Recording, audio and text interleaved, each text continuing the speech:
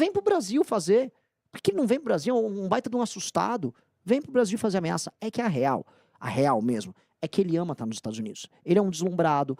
Muito bem, então indo aqui para o segundo vídeo que está rendendo muita discussão nas redes sociais, foi o comentário que Eduardo Bolsonaro fez lá nos Estados Unidos a respeito de uma declaração do Kim Kataguiri. Me parece, inclusive, que foi uma declaração do Kim Kataguiri numa entrevista que eu participei, mas a pergunta não era sobre isso, mas o Kim Kataguiri abordou o tema do desgaste do Flávio Bolsonaro em razão de alguns escândalos e falou das notícias que têm sido vinculadas na imprensa sobre um vídeo que teria resultado em crise no casamento do Flávio Bolsonaro com a sua esposa, a Fernanda Bolsonaro, e que já haveria uma estratégia de campanha pré-definida para reagir à eventual divulgação desse vídeo.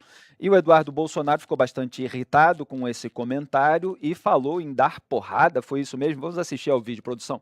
Vi o Alan ficar 3 anos sem ver os filhos, eu não consigo imaginar ficar tanto tempo assim.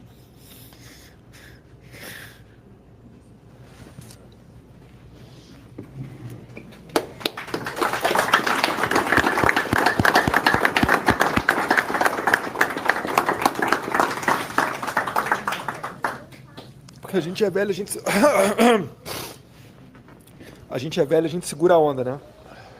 Mas quando passa a condenação, quando passa as viagens internacionais, tem que tomar um monte de precaução com o Interpol, ver advogado, é caro pra caralho. E você vai pra viagem, você chega no local e, sei lá, você vai ser preso. E aí você pergunta, né, caralho, por que eu tô fazendo isso tudo? Podendo deixar os moleques em casa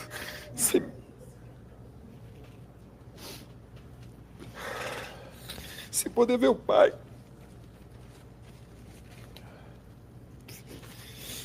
Um monte de gente ferrada aí do Rio de Janeiro, meu pai fudido. E, enfim. E aí tem que lidar ainda com os filhos da puta de direita que fica achando que a gente tá querendo se dar bem na vida. Não quer botar o Flávio porque é da família. Vai lá então, irmão. Se candidata aí pra você ver. Não, eu sou limpinho, não vai dar nada não. É mesmo? Se candidata aí que eu quero ver. Se candidata. Do Flávio estavam falando que aparecia vídeo dele comendo russa, depois era comendo ucraniana, depois era comendo não sei quem, aí tá o Kim Kataguiri dando risada. Ninguém reparou pra olhar a Fernanda, a esposa do Flávio, que estão destruindo uma família. E os caras nem aí, falando como se fosse a coisa mais natural do mundo e dando risada. Ainda vou voltar no Brasil, dá vontade de pegar de porrada esses moleques. Mas enfim, estão brincando com o Brasil, estão achando que estão numa normalidade democrática, não, em 2030 vai ter outra eleição, em 2034 vai ter outra eleição. E a gente aqui só querendo o quê? É ajeitar o Brasil para meter o pé da política. Para ter uma vida minimamente tranquila, né? Onde a gente... Tá aí o Eduardo Bolsonaro lá nos Estados Unidos se referindo ao pessoal do MBL, agora Partido Missão, especificamente ao deputado federal Kim Kataguiri, que participou hoje cedo, além da notícia, comandado aqui pelo Paulo Matias, na Matias TV, já deu uma resposta para o Eduardo Bolsonaro, mas eu queria ouvir o senhor, candidato. Esse pranto, inclusive, do Eduardo, comove o senhor? Comovente, um cara que está recebendo todos os investimentos possíveis para entrar na indústria cinematográfica lá nos Estados Unidos, vivendo naquela casa humilde que ele vive, rodando a Casa Branca todas as vezes possível, visitando o presidente da República dos Estados Unidos. Esse cara tá vivendo um drama enorme. Quando eu vi ele indo assistir jogos de futebol americano, indo lá para rodeios, toda a dor, você podia sentir pela câmera a dor no rosto dele, da esposa dele. E aí ele vai e faz, ele tá reclamando, tá chorando. Eu não consigo ficar sendo irônico com uma palhaçada, é uma patifaria. Ele primeiro disse que ele tá só querendo lutar pelo Brasil, né, e aí depois sair da política. Pô, eu entendi, Eduardo, o seu lutar pelo Brasil redundou em tarifaço. Recentemente ele disse que a coisa mais importante de colocar o Flávio como candidato era para ele poder voltar ao Brasil. Ou seja, eles não conseguem esconder que a grande disposição deles é apenas a defesa dos interesses personalíssimos da própria família. E isso já foi percebido por todo mundo. Eles perderam a liderança dentro do próprio bolsonarismo. Basta ver a própria Michelle, porque eles são tão, mas tão egoístas que ninguém consegue mais aturar. Eu fui visitar setores ao redor do país, empresariado também, que foi bolsonarista por algum momento. E esses setores já avisaram, não tem jeito, esses caras são os seres mais egoístas que existem, eles vão botar tudo a perder para apoiar esse Flávio Bolsonaro, que esse Flávio Bolsonaro sabe que vai perder a eleição, mas dane-se, para eles o Lula fica, porque para eles isso é apenas um negócio de curto prazo. É um negócio de curto prazo, é dinheirinho no bolso, igual eles fizeram lá com o Vorcaro, e jogo que segue. Aí essas ameaças que ele fez aí, ele nem, foi o que o Kim disse, ele nem, vem pro Brasil fazer, porque ele não vem pro Brasil, um baita de um assustado, vem pro Brasil fazer ameaça, é que é a real mesmo, é que ele ama estar nos Estados Unidos. Ele é um deslumbrado, ele gosta de ficar circulando com o segundo escalão da Casa Branca, o Trump deu bom dia, o Trump sabe meu nome. Então, para ele é uma coisa meio... Para ele é um deslumbrado. O Eduardo Bolsonaro é um... Desculpa o que eu vou falar aqui. É um caipira na pior acepção do termo. Entendeu? É um deslumbrado. Aí mexeu com o Chico Graziano, que ele se diz caipira aqui, não é nem que ninguém chame pejorativamente. O caipira. Muito bem, então depois dessa resposta sobre o segundo vídeo que está gerando muita controvérsia nas redes sociais, a gente parte para o terceiro, que é mais específico sobre a pesquisa Atlas Intel, que foi divulgada, em que o Renan Santos aparece com 7,8% na terceira posição. E o analista Pedro Doria, numa participação num programa na internet, ele fez uma análise de que os rapazes do MBL descobriram uma maneira de manipular a pesquisa Atlas. Vamos ver exatamente como ele explicou isso. Tem o vídeo, produção, pode rodar. Mas é aquela coisa do MBL, né? Eles fazem política como moleques. E a maneira de fazer deles é trapacear, é criar situações e eles descobriram uma maneira através da qual eles conseguem manipular a Atlas. Renan Santos, ele falou ali de grupos de Discord, de algoritmo, enfim, deu uma explicação técnica, não vou reproduzir aqui, mas ela está disponível aí nas redes sociais para quem quiser acompanhar esse debate. O que o senhor tem para responder, para explicar? Existe algum tipo de movimento dentro do Partido Missão, do MBL, para, vamos dizer assim, buscar ser o entrevistado na pesquisa Atlas ou algo nesse sentido? É bem ridícula a acusação dele. Eu assisti ali, eu tentei entender. Primeiro, ele vai gaguejando, ele vai balbuciando e ele só faz um exercício de vontade. Olha, eles são moleques e moleques são trapaceiros e eles trapaceiam na pesquisa Atlas. Ok, prove. Assim, a gente já está no momento, a gente está indo para o período eleitoral. Quer fazer uma acusação? Faça. Prove. Por favor, prove. Outra pesquisa, Real Time Big Data, me deu 9%. 9%. Então, eu também tô fraudando a Real Time Big Data. Qual outra pesquisa que eu tô fraudando? A Quest, que eu sou super crítico, eu aumentei demais o segundo turno. Foi o que me deu o melhor resultado no segundo turno. Fraudei também o segundo turno da Quest. Só não fraudo a dele, que eu sempre apareço assim, sei lá, empatado com a candidata da UP, que é um instituto que, meu barbante, que ele faz divulgação de pesquisa. Eu acho isso meio ridículo. Pedro Doria, prove, vá na justiça eleitoral e acabe conosco, acabe com a minha candidatura. Muito bem, depois dessa rodada com 3 vídeos, vou passar aqui a palavra para que os nossos debatedores façam perguntas também, começando por Diogo da Luz. Ô Renan, você começou falando em saúde, é um dos assuntos, além da segurança, muito importantes aqui no Brasil, a gente sabe. E esse modelo do SUS esqueceu que o Brasil tem 2.200 santas casas que eram o esteio da saúde até o SUS crescer. E esqueceu elas, começou a criar um sistema próprio, hospitais novos, muita corrupção. Você acha que tem espaço para recuperar a ação das santas casas e reduzir o custo do SUS com isso? O espaço para recuperar santas casas envolve o próprio uso bem feito da tabela SUS, que hoje tem muita defasagem. Eu não recrimino o surgimento do Sistema Único de Saúde, porque anteriormente era extremamente caótico. Quem não tivesse, por exemplo, no INAMPS, às vezes não tinha acesso nenhum a saúde, a não ser que pagasse. Então a população mais miserável não tinha esse acesso. Por mais que existem críticas liberais ao SUS, é inegável que houve uma universalização de qualidade. Discute, a população não acha que o atendimento no SUS é bom. Dito isso, universalizou. Eu acho que agora, depois da universalização, a gente tem que melhorar a qualidade e as santas casas têm um impacto fundamental, porque é elas que seguraram a onda por algumas mais de século antes do surgimento do SUS. Então, tem muita santa casa quebrada, financeiramente destruída, que tem que tocar um modelo híbrido que envolve atendimento privado e tabela SUS. A tabela SUS tem que ser corrigida. Em São Paulo começaram a corrigir. Eu não sou apoiador do Tarcísio, mas dito isso, eles fizeram uma tabela própria aqui. E eu acho que isso ajuda a respirar esse setor.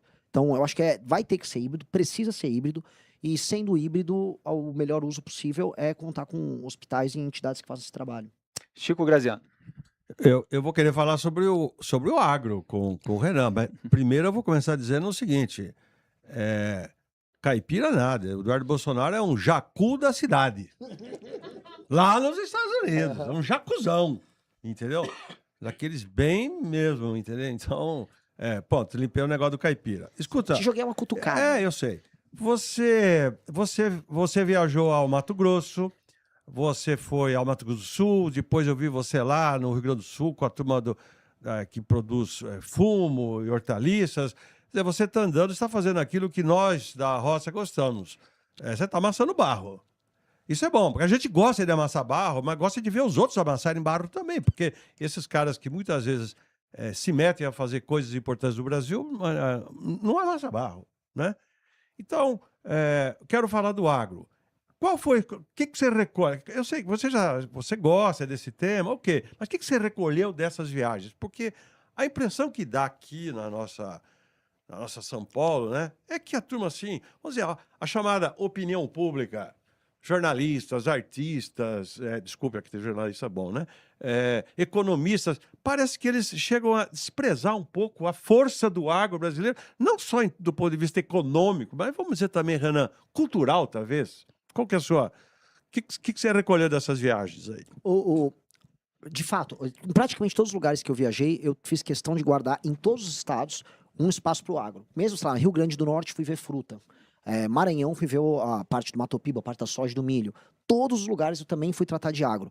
E o que dá para perceber é que o agro é quase sempre o bolsão de riqueza dos estados. Antigamente, até os anos 50, quando você tinha o êxodo rural, o campo era muito pobre, o campo era miserável e as pessoas estavam prosperando na cidade. O Brasil inverteu isso hoje. Hoje o litoral nosso é pobre, o litoral é decadente. Tem coisa hoje mais decadente do que a situação do Rio de Janeiro, a situação de Salvador? São Paulo mesmo hoje é uma cidade plenamente decadente, culturalmente decadente e economicamente decadente. Então o agro venceu esse jogo. Houve uma grande virada de jogo. Eu não vi nada mais otimista e desenvolvido no Brasil do que o Mato Grosso. Eu voltei completamente Mato Grosso das ideias. A energia do empresariado, a forma como o empresariado interferiu na classe política. A classe política, eu fui visitar Lucas do Rio Verde, Nova Mutum, Sorriso... Ela trabalha em par e passo com o agro, que já não é só agro, é agroindústria. Então, é algo muito otimista, é algo que vem funcionando. Rio Grande do Sul, que é outro lugar que a gente já pega outro problema, que são a falta é o endividamento do pequeno produtor, sabotagem institucional que acontece bastante, e o Rio Grande do Sul é um estado tomado por isso.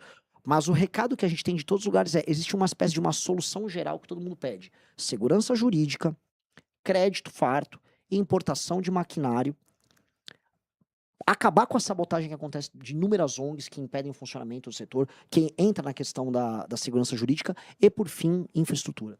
Infraestrutura, para quem precisa de ligação com energia elétrica, mas, no geral, ferrovia, rodovia e escoamento de produção. Todo mundo falou, Renan, não precisa nem de muita política setorial. Se resolve esses elementos aqui, a gente se vira sozinho, como já vem se virando. E eu acho que essa é a energia que um governo bom tem que entrar, tem que se focar exatamente nesses temas. Renan, tem uma pergunta que acho que dá margem para comentar dois assuntos. Eu vejo que o senhor tem criticado o Flávio Bolsonaro por copiar algumas ideias do Partido Missão, principalmente na área da segurança pública. Vocês têm aquele slogan do prendeu, matou, de neutralizar bandidos, e o Flávio andou fazendo um discurso parecido, você aproveitou para criticá-lo. E a minha pergunta sobre a área econômica, a área fiscal também, aliás, tem uma controvérsia aí nas redes sociais de um vídeo do Nicolas Ferreira respondendo sobre a área fiscal e falando sobre fiscalização, etc. Mas eu vi o plano de governo do Partido Missão, que foi apresentado ao Tribunal Superior Eleitoral, e vi ali uma proposta de economia de 1,1 trilhão, de 1 trilhão e 100 bilhões de reais. E eu me lembrei automaticamente da promessa do Paulo Guedes de economizar 1 trilhão de reais, e ao longo do governo de Jair Bolsonaro ele foi criticado várias vezes por não cumprir essa promessa. Chegaram no governo, perceberam que eram só 89 bilhões de reais em imóveis, porque o plano era da desestatização, da venda de imóveis da União, da reforma da Previdência. Quer dizer, em que o seu plano de economizar 1 trilhão e pouco, esse pouco que é muito, 100 bilhões de reais, difere do plano do Paulo Guedes? Porque há um plano. O Paulo Guedes nunca especificou qual o plano para fazer essa redução de gasto. Primeiro, ajuste fiscal é só na área da despesa. Nós podemos fazer um ajuste fiscal pesado na área da despesa.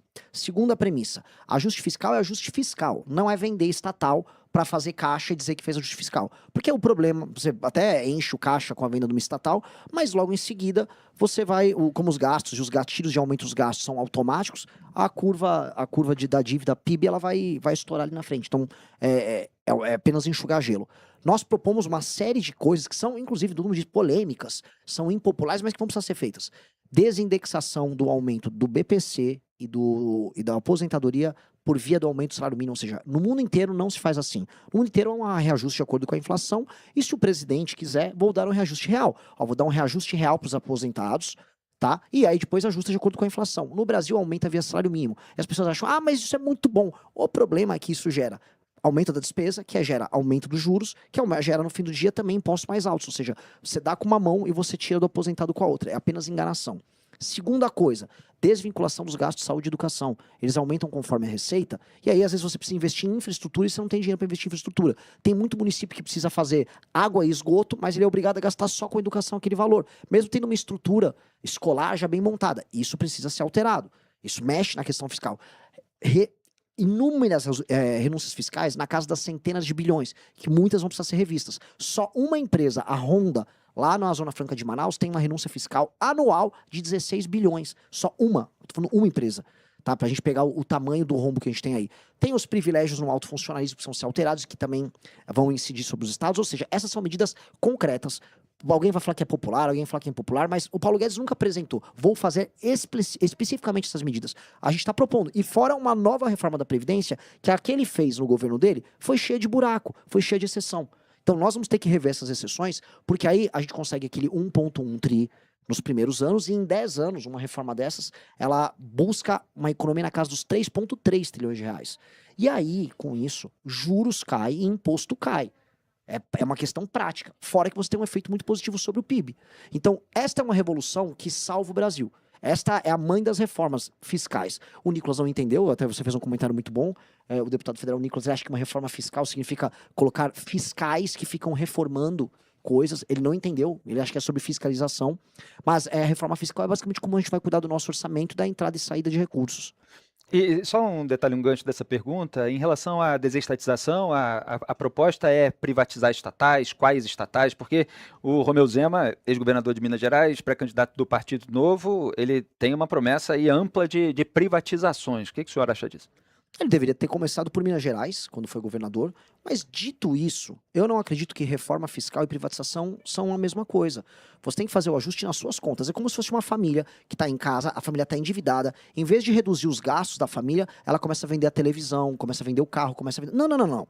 Se a desestatização, privatização é necessária, é para melhor atender o consumidor num determinado setor. Correios é um exemplo óbvio do que eu privatizaria. Agora, é estratégico hoje vender a Petrobras? Eu jamais venderia a Petrobras por uma questão de caixa. E 2, vender hoje a Petrobras no mercado de petróleo mundial que está altamente em crise por conta de conflitos geopolíticos significa tornar o Brasil ainda mais vulnerável. E 2, é entregar uma empresa estatal brasileira para estatal chinesa ou para estatal saudita, Aramco. Ou seja, eu só estou estatizando para outro país. Não me parece hoje ser a melhor estratégia. A gente pode fazer outras estratégias que tornem o setor mais competitivo e o preço melhor. Inclusive, política de investimento em biocombustíveis, inclusive etanol de milho e soja e o próprio de cana, que já vem funcionando super bem. A gente está com grandes usinas aqui. Então, o Brasil pode e deve crescer nesses setores. Mas privatização é sobre melhorar o ambiente regulatório e melhorar o atendimento, não política fiscal. Porque isso, como eu disse, é o lance da família que está quebrada e começa a vender as coisas para poder sobreviver. E só um complemento, explica pra gente que slogan é esse de prendeu, matou, que o MBL utiliza nas redes sociais. Foi uma coisa completamente espontânea. Foi espontâneo. Houve um assassinato famoso de um ciclista na frente do Parque do Povo, aqui em São Paulo. E eu gravei um vídeo, eu estava ao vivo numa live, e eu tava assistindo e eu fiquei indignado. Eu falei, olha, o que eu vou fazer com um cara que, após roubar o celular desse rapaz, ele toma uma decisão racional de, ok, agora eu vou matá-lo. Ou eu prendo ou mato, porque tinha toda aquela discussão que ela tomou a mídia nos últimos 20, 30 anos sobre, não, mas vamos recuperar. Não é sobre recuperar. Um cara que fez isso, ele é a maldade expressa na Terra. Eu prendo ou mato, não existe outra opção. E aí, a internet começou a falar, prendeu ou matou, é a resposta para o crime organizado, no que foi imitado com muito carisma pelo senhor Flávio Bolsonaro, como prendeu, neutralizou. Né? E fiquei muito, muito impactado com o carisma do rapaz. Mas o que isso significa? Significa matar em conflito com o bandido? Significa defesa da pena de morte depois de um processo judicial? Exatamente qual seria o processo? Significa que se você é um bandido que comete crimes violentos, o papel do Estado, ele pode derivar para 2 caminhos. Um, ele te prende. Então, se você se entregou, você será preso, vai contar com o devido processo legal. Se você reagiu, você será morto. Não há um terceiro caminho. Não há um terceiro caminho. Não, eu vou fazer agora uma oficina de hip hop com ele para ajudar a reeducá-lo. Não, a cadeia será um instrumento agora de readequá-lo. Se você é um bandido violento, só existem 2 caminhos. E não tem que haver um terceiro. A questão é que o direito penal brasileiro e o sentimento de culpa que o legislador brasileiro ficou após o período da ditadura militar fez todo mundo ter medo de falar em tratar bandido como bandido. Então, o prendeu ou matou olha, no meu governo, o foco com o bandido violento é muito claro. Ou prendeu ele, ou matou ele. Não é uma sequência lógica do tipo, eu vou prender e depois matá-lo. Ainda que eu acho que a gente tem que trazer uma discussão sobre pena de morte, não no início de governo, porque demanda constituinte, mas é uma discussão que reorienta a cabeça do legislador e do executivo. Olha, é um bandido violento, ou você vai ser preso ou vai ser morto, não tem a terceira opção. Mas o senhor não tem uma posição firmada sobre pena de morte? Eu acho que é necessário ter pena de morte, sim. Agora, eu acho também que... Para alguns casos? Para alguns casos, crimes violentos, hediondos e incontestes, quando não há mais nenhuma discussão sobre a autoria. Então, olha, não há discussão sobre a autoria de um crime violento, excepcional, de um estuprador de crianças. Esse estuprador de crianças já foi demonstrado que ele estuprou as crianças, ele cometeu esse crime hediondo. Não acho que o Estado tem que ter um papel de recuperá-lo. Não há, apenas um dispêndio de energia por parte do Estado e a sensação de justiça perante toda a sociedade passa a se tornar plena.